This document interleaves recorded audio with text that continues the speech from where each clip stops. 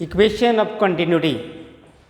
चलो प्यारे बच्चों, अब हम लोग फ्लूइड मैकेनिक्स का एक बहुत ही important topics equation of continuity को समझेंगे और इसका एक्सप्रेशन को बहुत बढ़िया से याद रखेंगे और इस पर बेस्ट न्यूमेरिकल बनाएंगे। तो चलो, आज मौसम बहुत सुहाना है, विंटर वेकेशन चल रहा है, विंटर सीजन चल रहा है, तो हम लोग कुछ इक्वेशन ऑफ कंटिन्यूटी को शुरू करते हैं। फ्लूइड मैकेनिक्स का बहुत ही इंपॉर्टेंट टॉपिक्स है equation of continuity.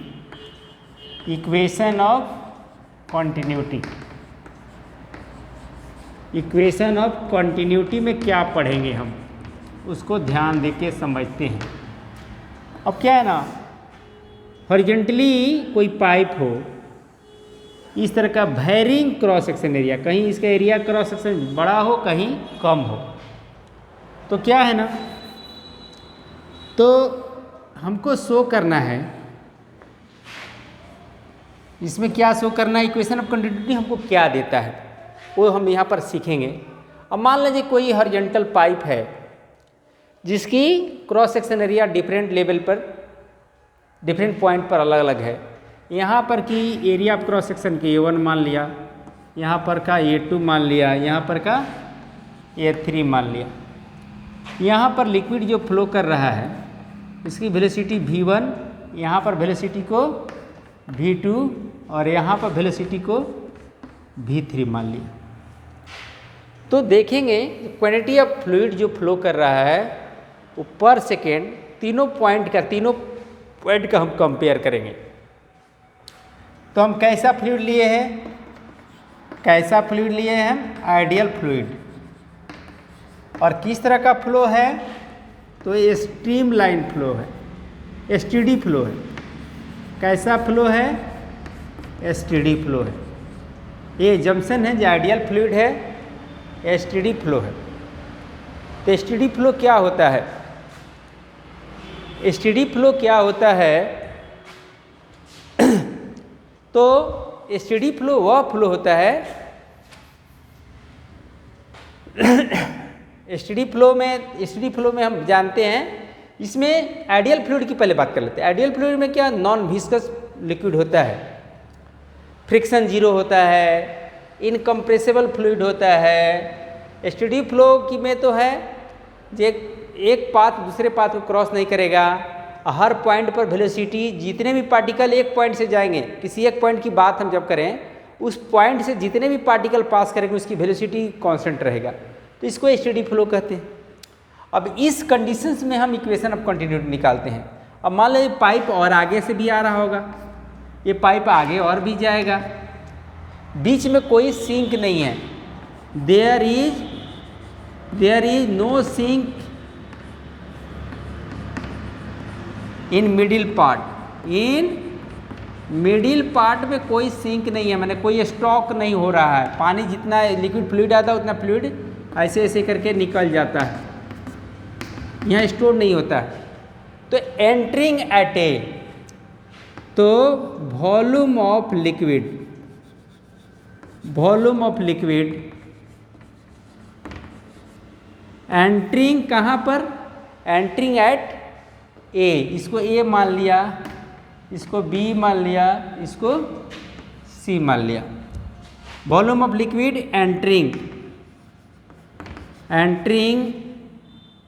Eight A in time delta T. अब डेल्टा टी में पानी यहाँ से फ्लो करके यहाँ तक पहुँच गया होगा, पाइप ये वाला पहुँच गया होगा, V1 डेल्टा टी हो गया, ये लंबाई कितना लंबाई हो गया, V1 delta T.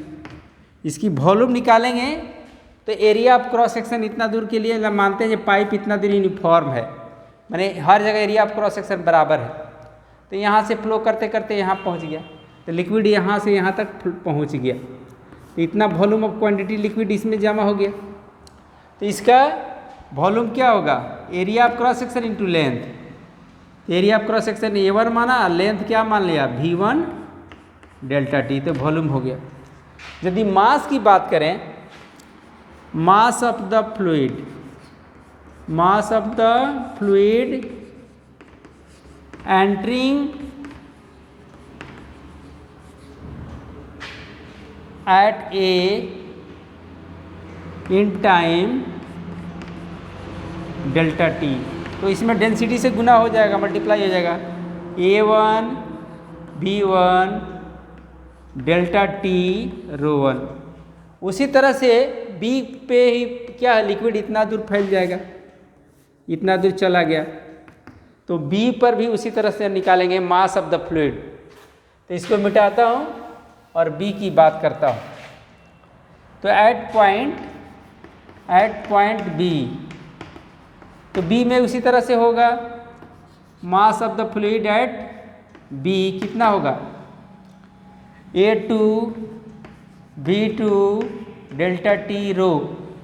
Density change नहीं होने वाला है, यहाँ पर डेंसिटी वही रहेगा, यहाँ डेंसिटी, यहाँ भी डेंसिटी वही रहेगा। तो रो 1 रो 2 रो 3 बराबर रो ही मानेंगे, कांस्टेंट रहेगा ये।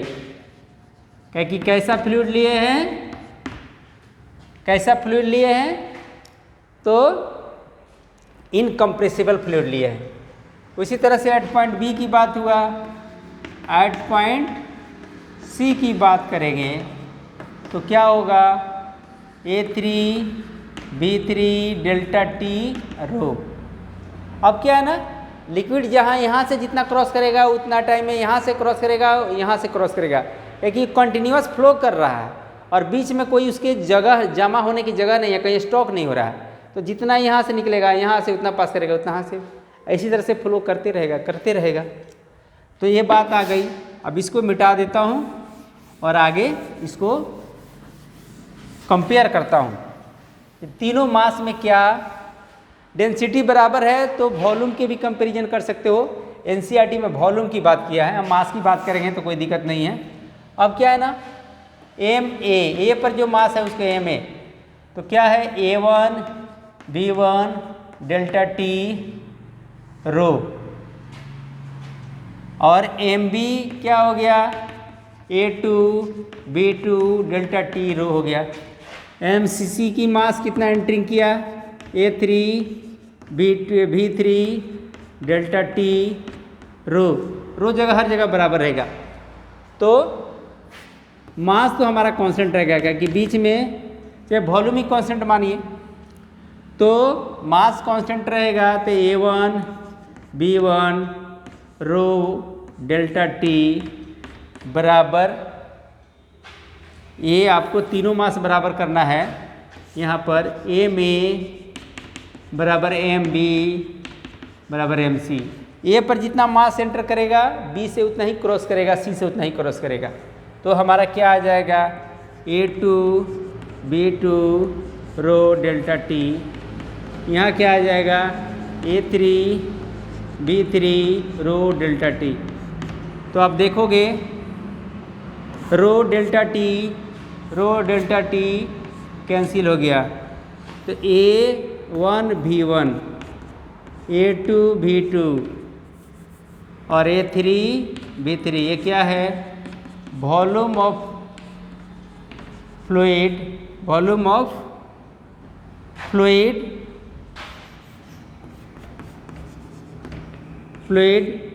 Passing through each cross section क्या होगा, ईच क्रॉस सेक्शन रिमेन्स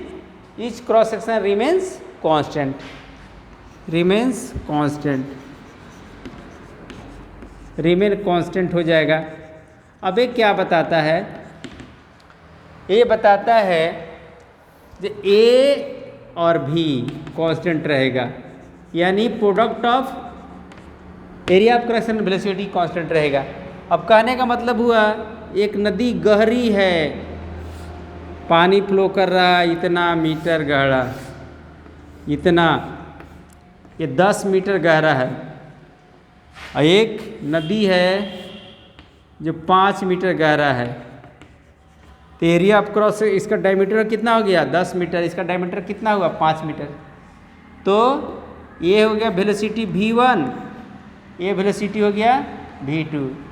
तो एरिया ऑफ क्रॉस सेक्शन इसका ज़्यादा है, A1 is greater than A2।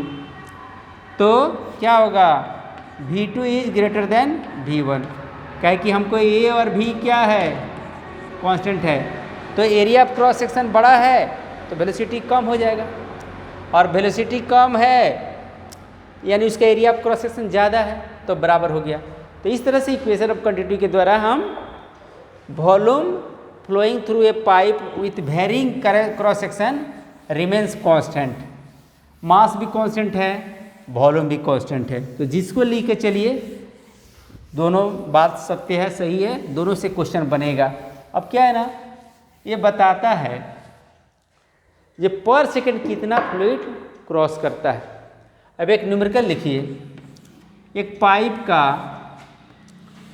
यहाँ पर डायमीटर है, रेडियस है 1 सेंटीमीटर, और यहाँ पर डायमीटर क्या है 2 सेंटीमीटर, यहाँ पर वेलोसिटी है 4 सेंटीमीटर, 4 मीटर पर सेकेंड। तो यहाँ पर वेलोसिटी क्या होगा, ये 3 चीज़ दिया हुआ है, तो हमको वेलोसिटी V2 निकालना है। तो फाइंड हमको क्या करना है V2, तो हमारे पास मालूम है A1 V1, हमारे पास क्या मालूम है A1 V1, यहाँ पर area of cross section V1 मालूम है, तो बराबर किसके बराबर होगा A2 इंटू V2, किस नियम से, तो इक्वेशन ऑफ कंटिन्यूटी से। तो हमको क्या निकालना है V2, तो V2 निकालेंगे A1 V1 बटा A2। A1 के जगह पर क्या लिखूंगा पाई R स्क्वायर यानी 2 का स्क्वायर, V1 के जगह पर क्या लिखूंगा 4, और यहाँ पर क्या लिखूंगा पाई इंटू 1 का स्क्वायर। ये भी सेंटीमीटर में, ये भी सेंटीमीटर में, तो नो मैटर, पाई पाई कट गया, सेंटीमीटर सेंटीमीटर भी तो भी तो कैंसिल हो जाएगा। तो क्या आएगा आपको V2 आ जाएगा 4 इंटू 4 बाई 1 यानी 16 मीटर पर सेकेंड। तो मैं समझता हूँ कि इक्वेशन ऑफ कंटिन्यूटी बहुत आसानी से आप समझ में आ गया होगा। ये 4 टर्म रहता है, A1 V1 A2 V2, तो 3 चीज़ मालूम रहेगा। एरिया नहीं मालूम रहेगा तो सर्कुलर दे देगा, रेडियस बता देगा, तो एरिया निकाल सकते हो। अब क्या है ना, कभी कभी रेडियस पूछ देगा, तो हम रेडियस पूछेगा इसमें पाई R स्क्वायर निकालेंगे, V1 निकालेंगे, पाई R2 स्क्वायर लिखेंगे और V2 लिखेंगे। तो ये रेडियस दिया रहेगा, ये V2 दिया रहेगा, पाई पाई कैंसिल हो जाएगा, पाई पाई कैंसिल हो जाएगा। सर्कुलर पाइप रहेगा तो हम फार्मूला डायरेक्ट ये लिख सकते हैं R1 square by R2 square V2 by V1। अब आपको जो निकालना है, R रेडियस निकालना तो रेडियस भी निकाल सकते हो सर्कुलर पाइप के लिए। तो मैं समझता हूँ कि ये जो वीडियो है ना आपको बहुत अच्छा लगा होगा इक्वेशन ऑफ कंटिन्यूटी का। तो हमारे वीडियो को लाइक कीजिए, सब्सक्राइब कीजिए और इसे लाभ उठाइए। Thank you.